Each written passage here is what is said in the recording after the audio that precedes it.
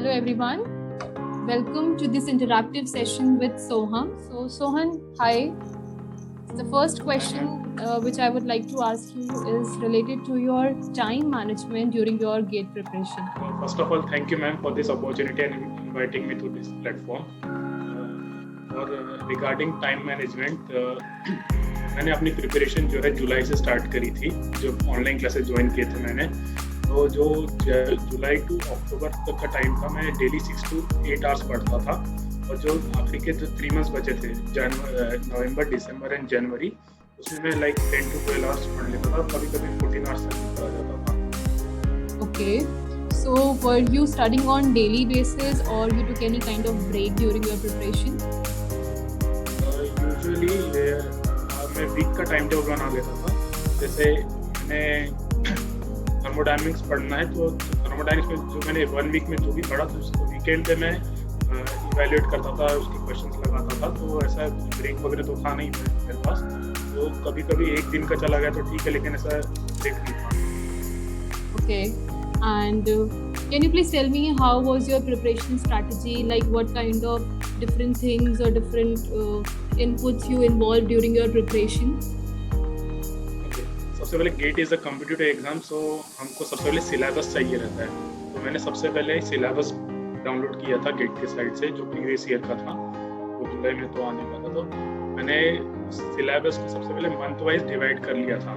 जैसे मैंने जुलाई, अगस्त, सितंबर, अक्टूबर और फर्स्ट मंथ में मैंने metallurgical thermodynamics, physical metallurgy, mechanical metallurgy और ट्रांसपोर्ट फेनोमेना, जो न्यू एडेड टॉपिक्स हैं, मतलब डिवाइड कर दिया था थर्मोडायनामिक्स से। एक सबसे पहले 4 सब्जेक्ट मैंने कवर कर लिए थे।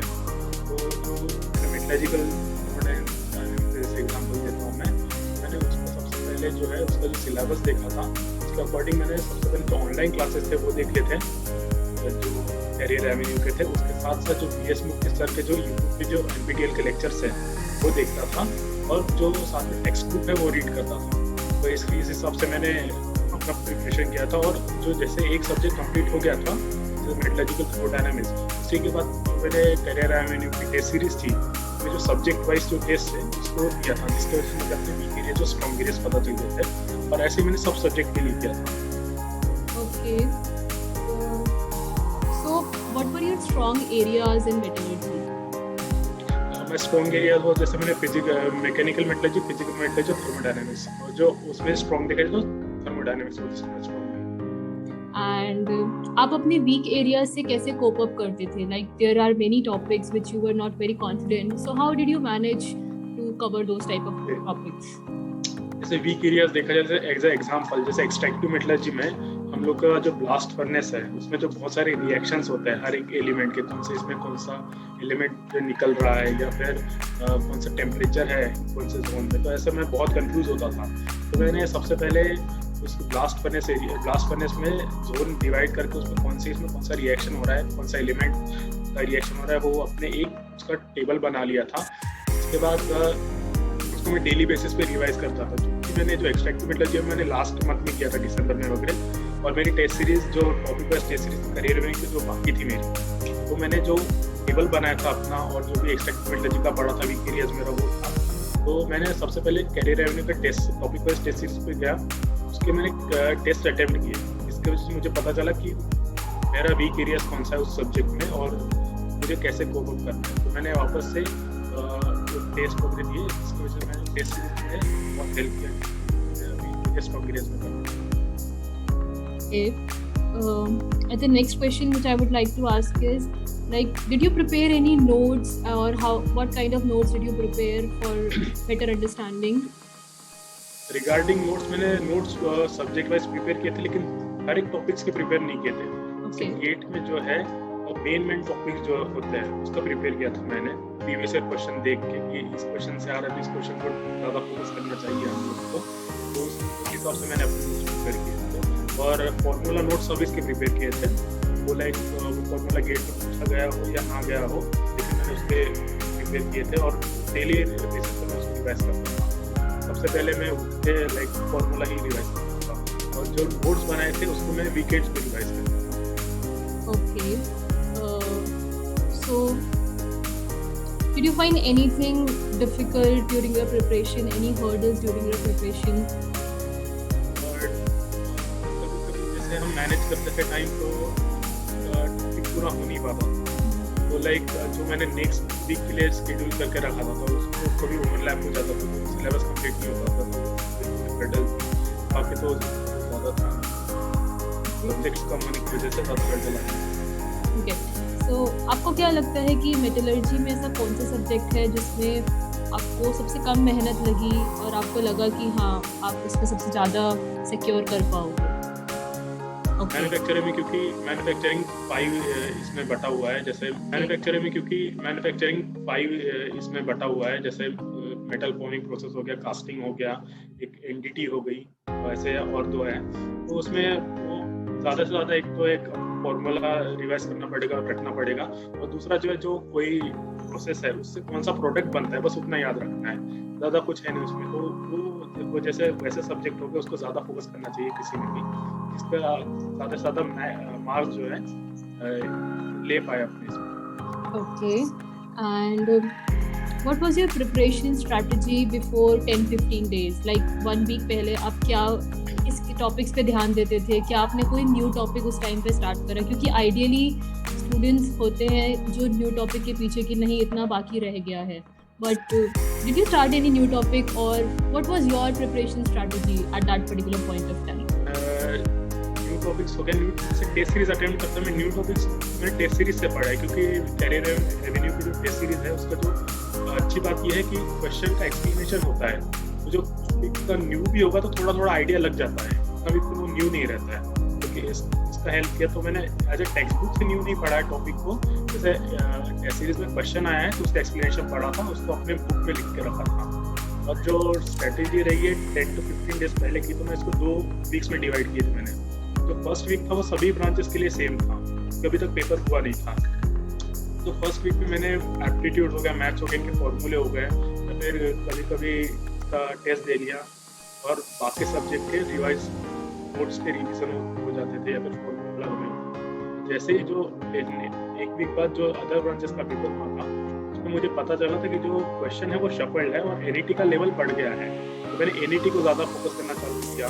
तो टेस्ट सीरीज में जो होता है कि शफल हो, जैसे मैंने फर्स्ट क्वेश्चन लोग होते कि पहले 1 मार्क का क्वेश्चन अटेम्प्ट करेंगे, फिर 2 मार्क का क्वेश्चन अटेम्प्ट करेंगे, तो मैंने जो पता चला था कि शफल है क्वेश्चन, जिस वजह से मैंने रैंडमली क्वेश्चन अटेम्प्ट करता था, उसका जो हेल्प है मुझे आखिरी दिन में। Okay. And how did you able to manage to prepare for general aptitude? General aptitude like ये कैरियर एवेन्यू का मटेरियल मिला था, उसी में से किया जनरल एप्टीट्यूड।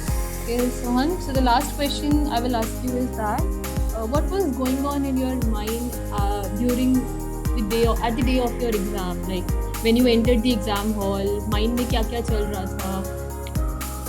What was? सबसे पहले जो आखिरी दिन था, मैंने तय किया था कि आखिरी दिन तक पढ़ूंगा ही, लेकिन मुझे थोड़ा सा और कॉन्फिडेंस लाने के लिए मैं आखिरी दिन तक पूरा फॉर्मूला नोट्स होते मैं नोट्स रिवाइज करता था आखिरी 2 आवर्स एग्जाम में। फिर जब मैं एग्जाम हॉल में एंटर किया तो मैंने सबसे अपनी सब जो एक्सपेक्टेशंस थी सब बाहर छोड़ के आया था।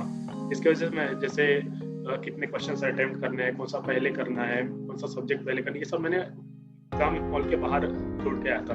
इसकी वजह से मैंने एक भी प्रेशर फील नहीं किया बहुत, और पूरे एग्जाम वाइज में काम था।